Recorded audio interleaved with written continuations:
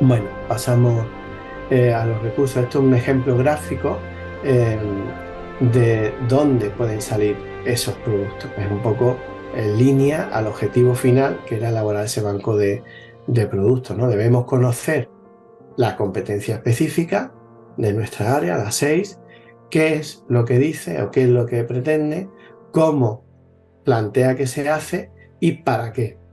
Porque del cómo yo le llamo tópicos, seguramente a muchos de vosotros os suene, el trabajo por tópicos son como las grandes temáticas que aborda esa competencia específica. Y de esas grandes temáticas te puede dar idea sobre esos productos, esos futuros productos que desarrollaríamos en nuestra situación de aprendizaje. Los tipos de productos que nos podemos encontrar. A mí me gusta clasificarlos, asociarlos a los tipos de proyectos, ¿no? Productos vivenciales, productos de trabajo de creación y productos de investigación. Los productos de investigación, el resultado suele ser un informe. Se ha trabajado un tema, se ha investigado sobre ese tema para, de alguna forma, hacer una presentación, ¿no? Puede ser un informe, una redacción, la resolución de esa hipótesis que hemos planteado, lo de aula, problema, etcétera, etcétera. Puede ser respuesta a una pregunta, un problema o un reto. Por ejemplo, no hace mucho, en octubre, fue el Día del Pilar. Resulta que fue festivo, no hubo cole, pero en mi centro el sábado anterior también fue festivo. Como coincidía el sábado, era no lectivo. Y empezamos a analizar y a comparar. Presentamos una fiesta, la otra festividad, hicimos una rutina de pensamiento compara y contrasta para ver las diferencias y lo que tenían de semejanza, y llegan a la conclusión pues que una fiesta era más importante que otra porque era a nivel nacional y la otra no, era solo local. Y ya empezaron a surgir las preguntas. ¿Y por qué? ¿Es que una virgen, la Virgen del Pilar, es más importante que la Virgen del Rosario? Porque solo hay una virgen. Bueno, estuvimos una serie de asambleas de debate y pasamos al turno de preguntas. ¿Qué sabemos? Porque la intención era hacer una investigación sobre la Virgen del Pilar y por qué es festivo nacional. ¿Qué supone la Virgen del Pilar para el país, para el territorio nacional, incluso en Latinoamérica, ¿no? Presento un poco un vídeo cortito para recordar lo que ya sabíamos de años anteriores, preguntas, otra rutina de pensamiento en la base de proyectos que sabemos, que queremos saber, que sabemos sobre el tema, empiezan a surgir ideas, pero también hay unas cuestiones que no aparecen y empiezan a salir las preguntas que queremos saber. Bueno, cogemos los portátiles y nos vamos a poner a investigar esas preguntas, pero antes tenemos que hacer un filtro. Hay preguntas, imaginaros, ¿qué quieres saber sobre la Virgen del Pilar? Pues hubo chicos que me decían, ¿cuántas coronas tiene? ¿De qué color era el manto cuando se apareció el apóstol Santiago? Preguntas que realmente no te hacen conocer la historia de la Virgen del Pilar ni la importancia que tiene para el cristiano y para los españoles, ¿no? Entonces pasamos ese filtro. Mira, hay preguntas que no son válidas las que nos sirven para esto. Vais a tener un punto, yo anoto la puntuación en ClassDojo. Cada pregunta que sea válida y se ajuste a conocer la historia, conocer los milagros de la Virgen del Pilar, que nos sirvan para ello, vais a tener un punto. Con lo cual, ya todo era, pero ¿cuántas hay que hacer, no? De la pregunta, ¿cuál es el mínimo? ¿Cuántas sabe que hacer? Ya no le importa el límite porque ellos saben que cuanto más hagan, más puntos van a sacar, un poco de motivación. La ponemos en común, ellos valoran si las preguntas son válidas o no, anoto los puntos correspondientes a cada grupo y ahora por grupo vamos a investigar.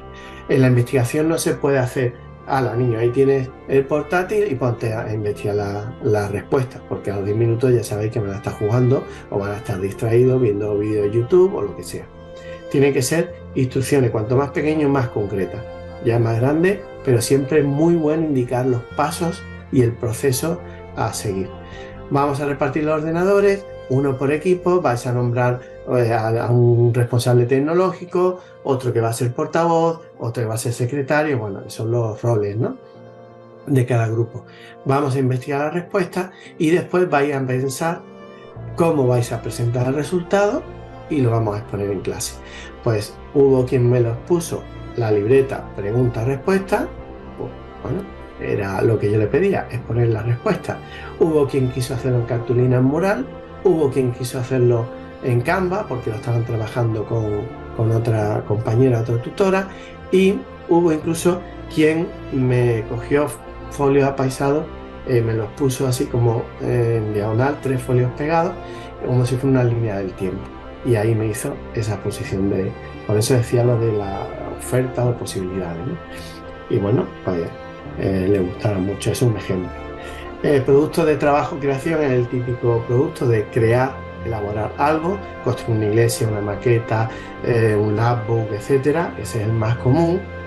También que sepáis que existen ese tipo de productos, un collage, un vídeo, etcétera. Y productos vivenciales, que el resultado es la práctica de la actividad. Va más enfocado a sentirlo, a vivirlo, a la experiencia. En el cole, en el instituto de mi hijo, por ejemplo, hacen la campaña del kilo, todos sabemos lo que es.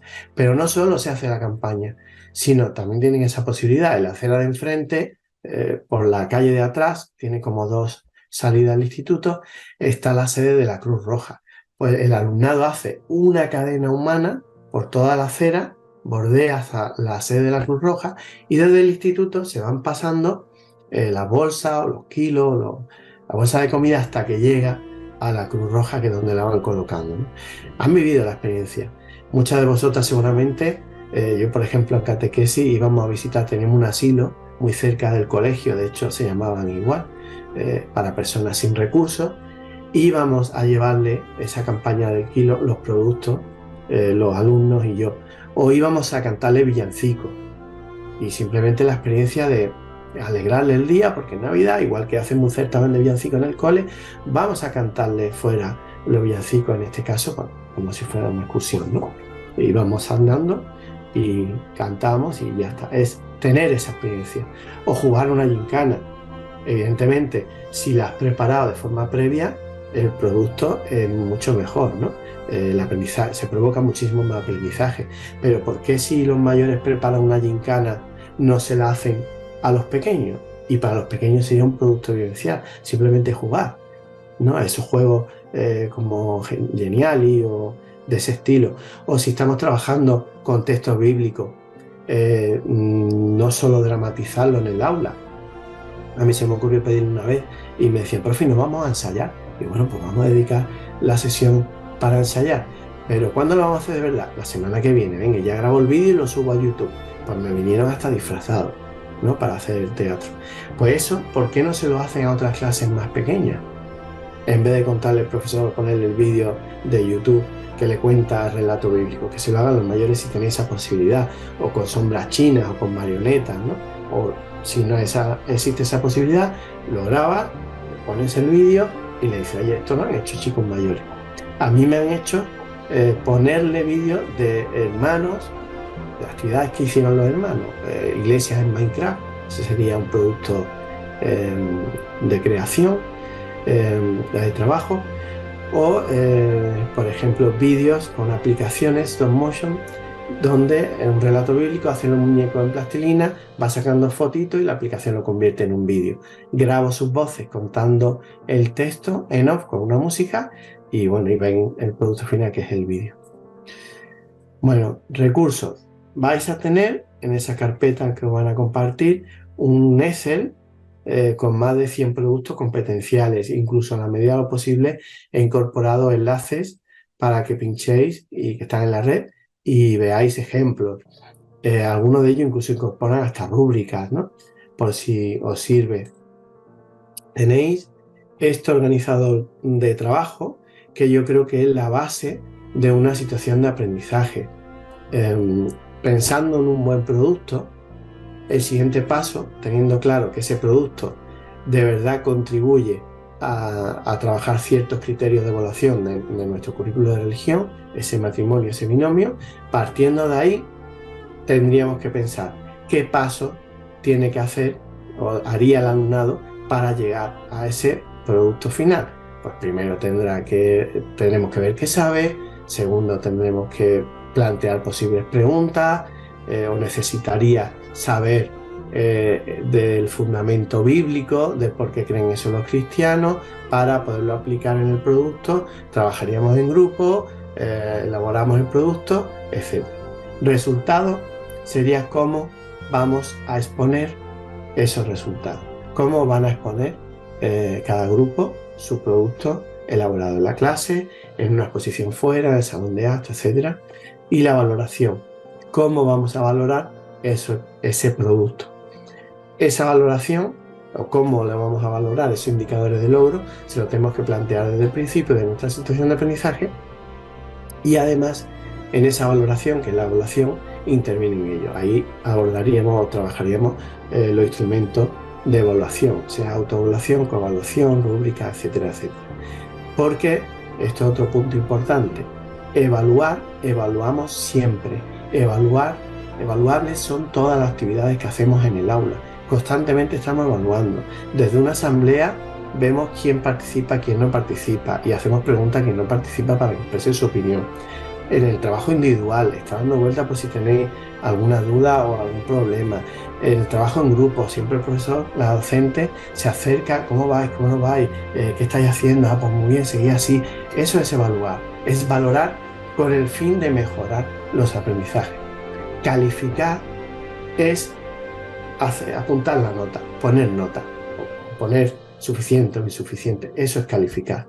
Y no todas las actividades tienen que ser calificables, ¿vale? Pues si no, no estaríamos hablando de una evaluación continua. Bueno, tenéis también este esquema que os puede servir para diseñar o pensar en ese producto competencial, porque ha elegido ese tópico, tema, personaje, que ven, que piensan, que saben, ¿no? Rutina, a mí siempre hablo de las palabras mágicas: rutina de pensamiento y organizadores gráficos de ideas. Yo las apuntaría, las anotaría e investigaría por internet qué son, cómo son, porque os pueden servir de ideas para muchísimas actividades y trabajar muchísimos temas y aplicarlas en muchísimas situaciones de aprendizaje. Planteamiento de preguntas, qué sabe, qué queremos saber, etcétera, que nos va a dar pie a esa investigación o a ese producto de trabajo, esa creación que necesitamos, los recursos, dónde encontrarlos, etcétera. Hipótesis en caso de productos de investigación, o adelantarnos qué puede ocurrir, qué no puede ocurrir, qué problemas podemos tener. La demostración, que sería elaboración y exposición de ese producto, y las conclusiones o evaluación. Aquí tenéis ejemplos de esas preguntas de metacognición que hemos estado haciendo alusión anteriormente. ¿Qué has aprendido? ¿En qué otras situaciones podías aplicar esos aprendizajes? ¿Qué es lo que más te ha gustado? ¿Qué es lo que menos? ¿Cómo te has sentido? ¿Dónde has tenido más dificultades? ¿Qué es lo que te ha resultado más fácil, ¿no? Ese tipo de preguntas, si la veis que le incorpora al libro de texto, os está dando elementos de calidad, unos criterios para saber si esas situaciones de aprendizaje son de calidad. Y si no tenéis o no trabajáis con libro de texto, incorporar ese tipo de preguntas en esa última página, digamos, de esa situación de aprendizaje para la metacognición. Bueno, aquí también os vais a tener unos modelos que preparé, ¿no? Como una especie de plantilla para realizar productos o proyectos de investigación. Os puede servir de guía, podéis cambiar el orden, podéis añadir y modificar lo que queráis en vuestra práctica docente, pero bueno, que tengáis un poco ese esquema de trabajo. Para club de inversores, para aquellos de productos de trabajo o creación, club de activistas, si hacéis proyectos de servicio, va muy enfocado también a proyectos de trabajo y también vivencial, y buscadores de sensaciones para los productos o los proyectos vivenciales, ¿no? Bueno, puede servir ahí de guía, incluso en algunos pongo enlaces a YouTube de vídeos que pueden explicar ciertos temas. Y la conclusión, a modo de conclusión, antes de presentaros esa tarea y abordar ese trabajo en grupo, el producto está asociado a las competencias específicas y a los criterios de evaluación que están relacionados, ¿no? Acordado ese matrimonio: producto, criterio de evaluación. También saber que tenemos distintas acciones de producto que depende de las características de tu alumnado, de tus intereses, de tus inquietudes, puedes plantear un producto u otro. El producto competencial, que no solo implica saber los conocimientos, sino saber hacer y saber ser, ¿no? Los tres grandes pilares de la educación. Por eso se demuestra con el desempeño, y el desempeño es el hacer, que implica los contenidos, procedimientos y las actitudes. La importancia también de la organización del trabajo, dar esos pasos, esas pautas para que el alumnado tenga claro qué tiene que hacer, cómo. La exposición del producto, importantísimo, y su valoración final. ¿Por qué digo la exposición del producto? Importantísimo, porque son niños que no te van a preguntar, profe, ¿por qué me tengo que aprender esto? ¿O por qué tengo que leer esto? El fin es elaborar el producto y además lo van a exponer. A mí me ha ocurrido que un simple mural que han hecho los peques, lo ponía en el pasillo, en la puerta de mi clase o la pared de la clase si tenéis posibilidad, y algún grupo no lo había hecho porque alguien de su grupo no ha traído su parte o faltó ese día o lo que fuera, y se habían dedicado a hacerlo en casa de una de las compañeras. Se juntaron para terminar ese trabajo en grupo porque querían que su trabajo también estuviera expuesto con los demás en la pared, ¿no? Además de la explicación que a ti te sirve como elemento y técnica de evaluación para saber quién ha trabajado y quién no. Si no eres capaz de explicar tu parte, es que no la has hecho. Esto ya de trabaja un grupo que trabaja en 3 y la misma nota para los 5 del grupo, no debe ser así. Y esa valoración final.